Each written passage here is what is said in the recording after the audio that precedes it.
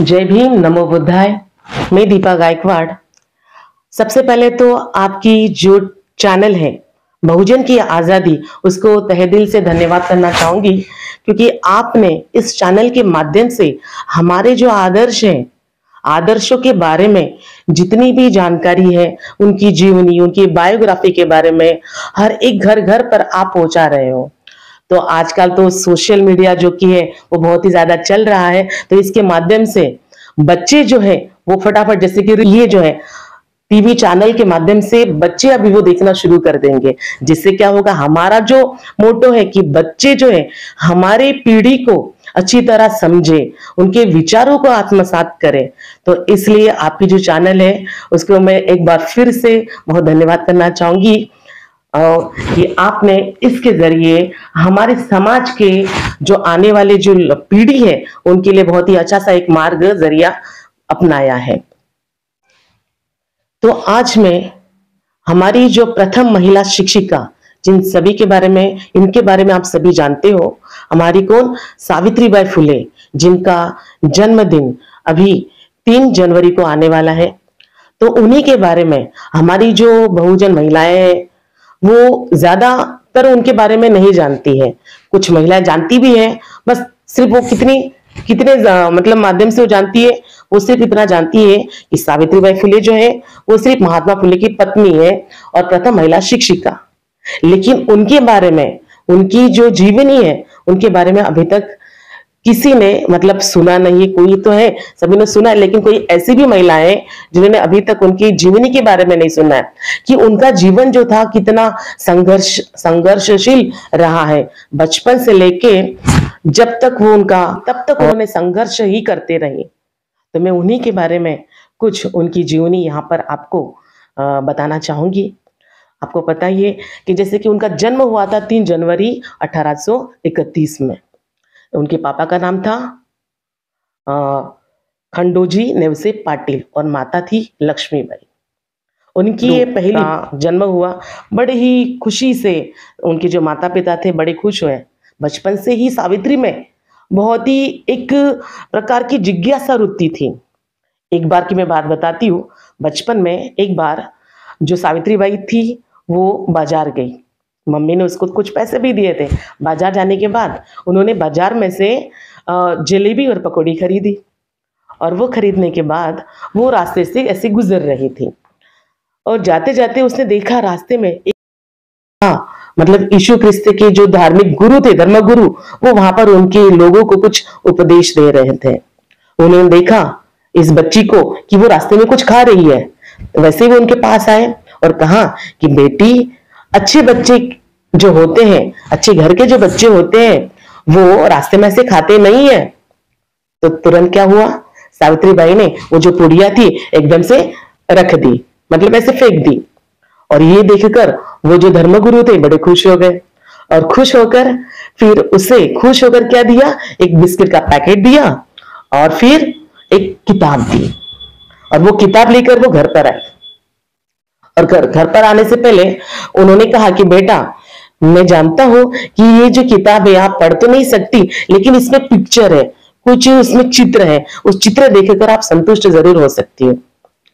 तो सावित्री जो थी बचपन में, फिर वो अपने घर गई, और फिर उसके बाद उसने वो जो पुस्तिका थी वो अपने संदूक में अच्छी तरह संभाल के रखी। और जैसे जैसे आगे बढ़े और दिन बीतते गए, अब सावित्री का शादी की बात आ गई। अब पहले उस जमाने में क्या होता था कि बाल विवाह होता था। तो सावित्री का जो विवाह है 9 साल की उम्र में ही महात्मा ज्योतिराव फुले के साथ, ज्योतिराव फुले भी 13 साल के थे तब उनका विवाह हुआ।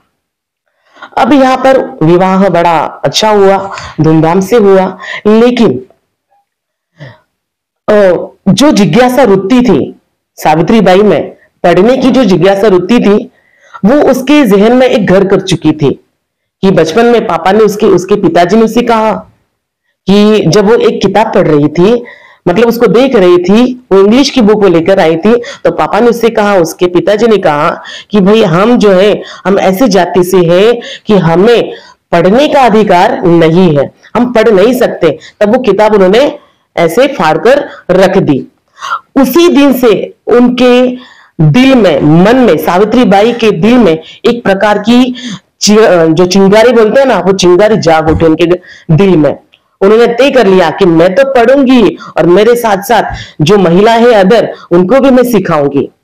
तो उनकी जो इच्छा थी वो यहाँ पर उसने, जब उनकी शादी हुई तो ज्योतिराव फुले ने भी देखा कि वाकई में सावित्री में वो एक प्रकार की जिज्ञासा है कुछ कर दिखाने की, उसको पढ़ने की जिज्ञासा है। लेकिन वो ऐसे माहौल में रहते थे कि पढ़ना तो था ही नहीं, मतलब उनके घर में पढ़ना लिखना, महिलाओं को पढ़ना, वो क्या कहते हैं, वो मतलब एक नहीं था, हक ही नहीं था उनको पढ़ने का। अब क्या हुआ, सावित्री जो थी वो खेत में जाती थी खाना वाना लेकर और महात्मा फुले को देने के लिए दोपहर के टाइम। घर पर तो नहीं पढ़ा जा सकता था क्योंकि घर के लोग वो नहीं एक्सेप्ट करते थे, इसीलिए वो खेत में जाकर महात्मा फुले जो है उनको पढ़ाया करते थे। अब ये बात पता चल गई घर के लोगों को। अब घर के लोगों को पता चलने के बाद दोनों पति पत्नी को घर से बाहर निकाल दिया। देखो उनकी लाइफ देखो कितना संघर्षशील है, उनको घर से बाहर निकाल दिया और फिर उनको तो रहने की जगह ही नहीं थी। लेकिन उनके जो महात्मा फुले की जो दोस्त थे उस्मान शेख, उन्होंने उनको जगह दी रहने के लिए। और उस्मान शेख की एक बहन थी फातिमा शेख ने भी देखा, मतलब उन्होंने, दोनों दंपति ने देखा कि इसमें भी, फातिमा शेख में भी कुछ मतलब पढ़ने की बहुत ही ज्यादा जिज्ञासा वृत्ति उसमें भी है। तो उन्होंने भी उनकी हेल्प करी, मदद करी और पहली महिला शिक्षिका, मतलब महिला स्कूल खोली 1848 में उनकी मदद से। और कहां पर जगह तो होनी चाहिए ना, तब तो नहीं किसी प्रकार के पैसे थे, ना कुछ। तो फातिमा शेख की घर पर ही उन्होंने पहली शिक्षा, पुणे में पहली जो स्कूल है खोली। अब यहाँ पर सावित्री स्कूल में पढ़ाना उसने स्टार्ट कर दिया। अब उस जमाने में, मतलब पेशवाओं का जब राज चल रहा था, उनका जो राज चल रहा था, वो सिर्फ महिलाओं को ऐसे समझते थे, मतलब कैसे दायरे में सीमित रखा गया था, चूल्हा और बच्चा, इसी दायरे में वो सीमित थी। मतलब महिला जो थी, किसी पढ़ने का हक नहीं है, किसी प्रकार का कोई हक नहीं है। ऐसी स्थिति में जो सावित्री बाई ये घर से बाहर निकली और उन्हें पहली महिलाओं के लिए स्कूल खोली। और एक बात मैंने उनके बारे में पढ़ी थी, जब मैं उनकी बायोग्राफी पढ़ रही थी, तब ऐसा कहा गया है, ऐसा लिखा था कि जब वो महिलाओं को पढ़ने जाती थी, स्कूल में जाती थी, तो लोग जो थे उनका विरोध दर्शाने के लिए उन पर पत्थर फेंकते थे और सड़े टमाटर फेंकते थे, गोबर तक फेंकते थे।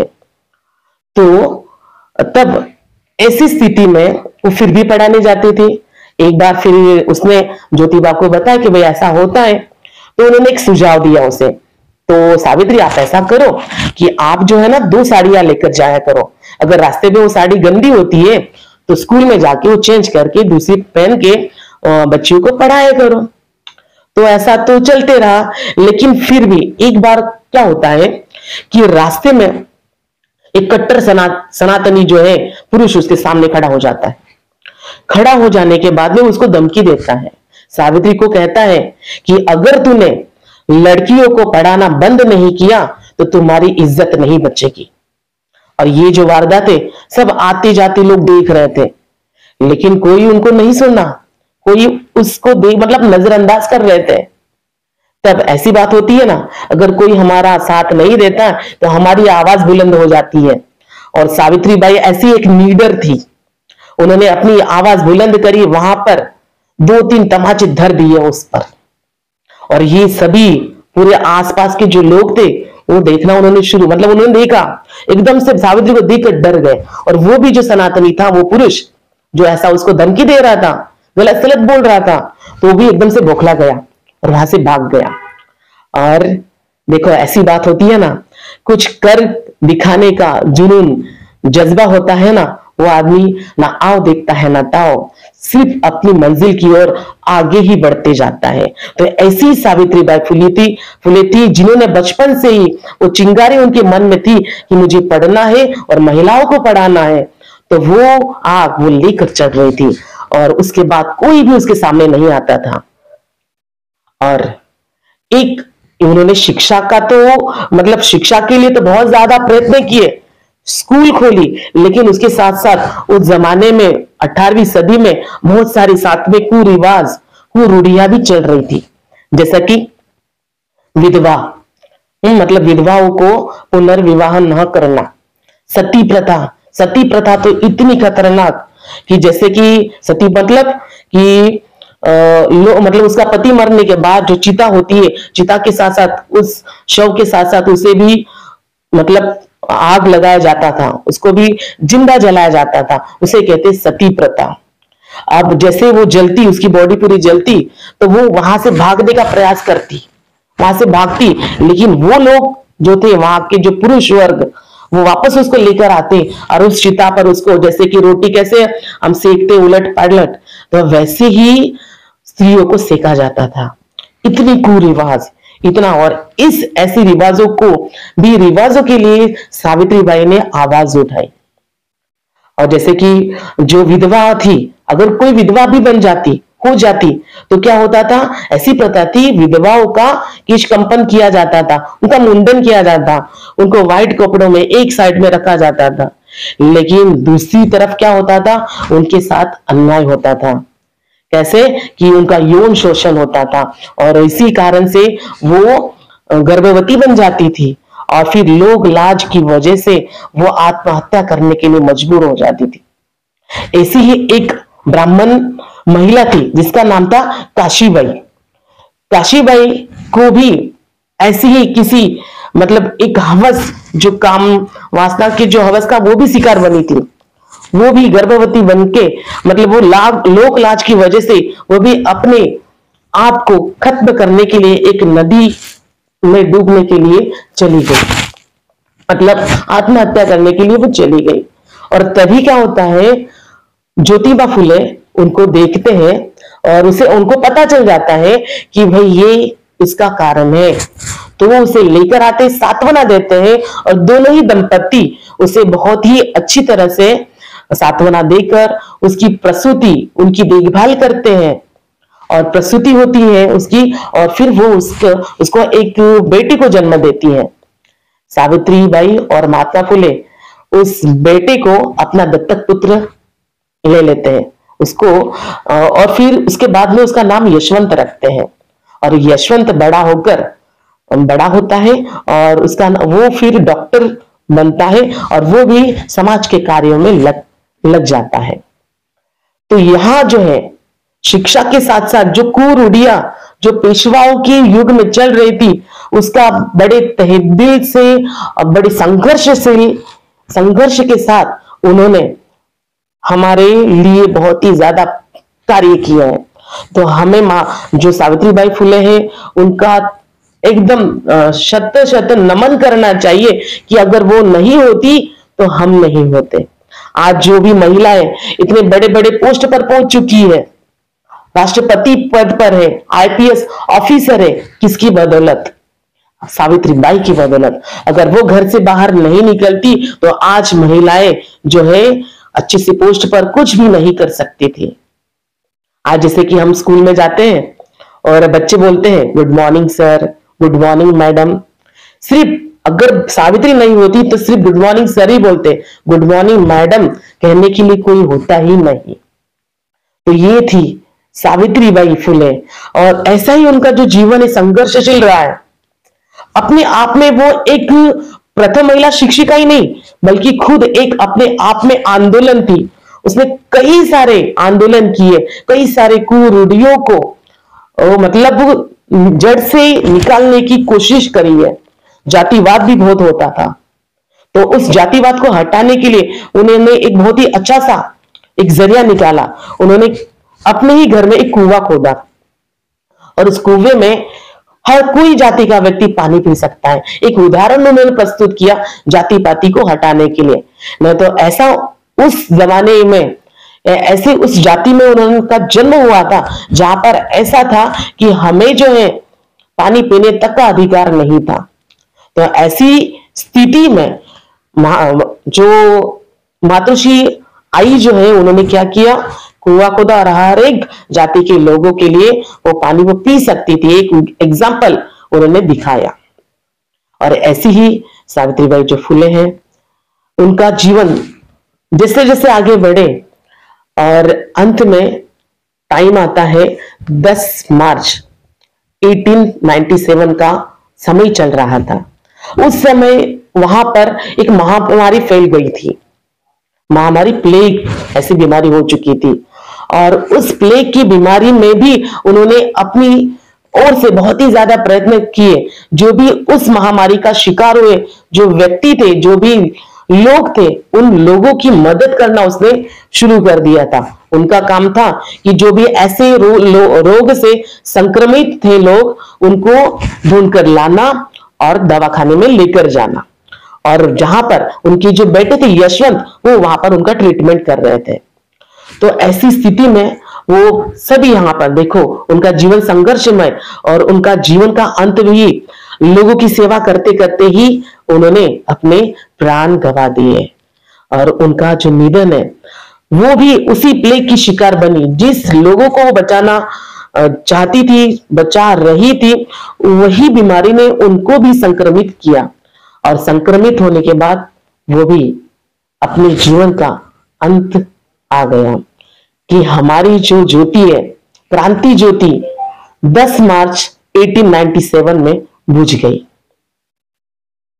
तो मैं बहुत ही उनका तहे दिल से शुक्रिया अदा करना चाहूंगी कि आज अगर वो नहीं होती तो हम सभी जो महिलाएं आज बहुत अच्छे से साड़ियां पहन रहे, अच्छे से मकान तक पहुंच चुके हैं, वो नहीं होते।